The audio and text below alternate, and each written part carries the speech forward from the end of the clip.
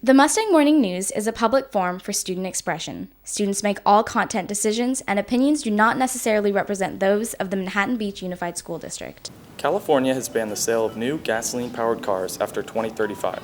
Today, we explore what this means for the environment and the future of public transportation.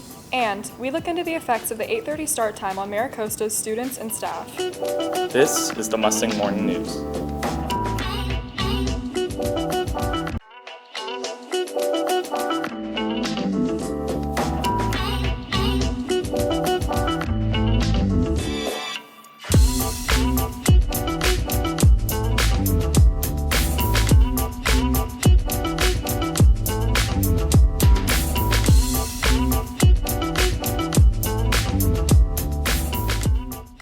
Welcome to the first Mustang Morning News of the year. I'm Kyle Farrell. And I'm Vivian Watson. Get ready to test your knowledge with the Costa Quiz. Here's how it works. Go to our Instagram story at Mustang Morning News and respond with your name, your teacher's name, and your answer to today's question to win a shout out for you and your class.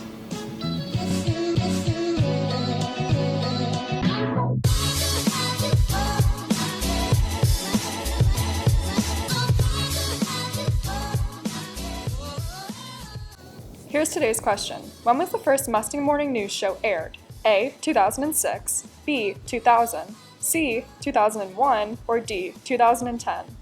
Think you know the answer? Submit it through the response box on our Instagram story now at Mustang Morning News.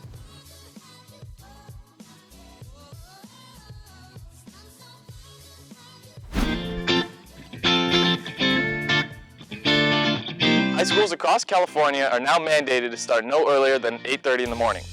Zoe Fan and Jack Sadalak explore the effect that it has on the Maricosta community. Going to sleep late and waking up early is a recipe for disaster.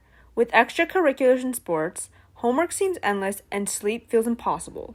Grades go down due to exhaustion, driving becomes more dangerous because of slow reaction times, and moods are constantly changing because our brains can't seem to become balanced. In 2019, Gavin Newsom signed into law a bill that would require public high schools to start their first period at 8:30 a.m. beginning in the 2022-2023 school year. The bill is intended to help students develop healthier sleeping schedules. The National Library of Medicine stated that teenagers have a delayed internal clock, which means that most high schoolers would go to sleep at around 11 or 12. According to the CDC, only 30% of students actually get their recommended 8 hours of sleep. Advocates for the bill claim that better rested students would result in improved grades, a decrease in teen car crashes, and fewer mood changes. We asked 88 Maricosta students if they have gotten more sleep as a result of the 8:30 start time. 57% say they have gotten more sleep, while 43% say they haven't. We saw more people sign up for zero period. It's kind of interesting because the whole idea for a later start time was for them to be getting more sleep. Students have also expressed how the 8:30 start has affected sports and other extracurriculars. You know what, it's just something we've had to adjust to. Obviously, it's 30 minutes of time that we would normally have at the end of the school day. In athletics, we've always dealt with what are the rules, and then we're going to make the plan off the rules. For the Mustang Morning News, this is Zoe Fan and Jack Sadalak. On September 19th, two Pennycamp students suffered minor injuries due to a pedestrian car accident. Kyle Farrell and Seth Galefsky report on the reckless driving and its connection to the South Bay. Warning, the following video contains footage from a fatal car crash. Viewer discretion is advised. In February of 2021, Tiger Woods crashed his car in Ranchos Palos Verdes while driving 85 miles per hour in a 45 mile per hour zone, putting himself and others in grave danger. Just a year and a half later, Nicole Linton, a nurse, was going 130 miles per hour through an intersection, killing 6 people. This shined a light on the reality of reckless driving and the personal responsibility of operating a vehicle. So it impacts a lot of things. I think the obvious is the fact that it impacts public safety. People get hurt. It may be the person driving recklessly. Likely it's going to be somebody else, an innocent bystander, somebody in another car, on a bike or a pedestrian. According to the National Highway Traffic Safety Administration, car crashes caused 36,096 deaths in the United States and 3,600 in California in 2019. From 2019 to 2020, car accident fatalities saw a 7.5% increase, and a 6.5% increase in California. After the pandemic, the nationwide number was increased by 10%. This increase has a direct correlation to the reckless driving seen in and around the South Bay. The other thing that's really impacted the change in reckless driving has been the technology that's come out. The Hermosa Beach Police Department is working to reduce these drastic numbers. Strategies are in place if somebody does get a ticket so that they're not just paying a fine and getting away with it. They're going to go through some kind of a class that's going to teach them how to operate safely on a bicycle or a car or whatever it might be. For the Mustang Morning News, this is Kyle Farrell and Seth Gillespie. We have the answer to today's Costa quiz. The question was, when was the first Mustang Morning News show aired? The answer is B. The first show was aired in 2000. Since then, we've grown into a nationally award-winning program with alumni working at CBS, ABC, and more. Congrats to the winner who has been announced on our Instagram story.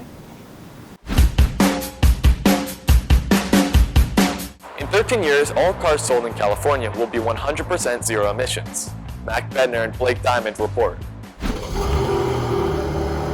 Californians view cars as part of their identity, culture, and freedom. But how do these factors compete with the need to combat climate change? By 2035, all new vehicles purchased in California are required to be 100% zero emissions. This law was enacted by the California Air Resource Board, or CARB. And I think the state of California has concluded generally now that the way we've done things in the past is not the way we can continue to do them. We'll probably reduce greenhouse gas emissions by about 395 million metric tons. The largest group affected by the rule is drivers. 60 to 65% of motorists have expressed at least some interest in driving electric vehicles.